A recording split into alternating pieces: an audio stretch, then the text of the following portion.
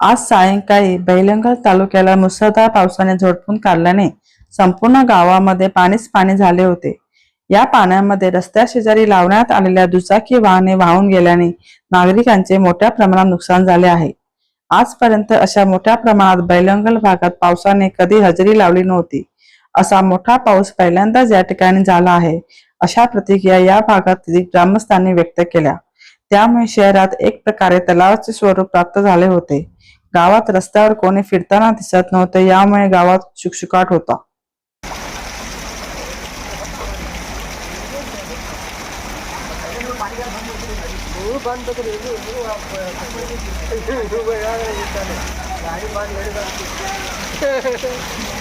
गाड़ी ले जाए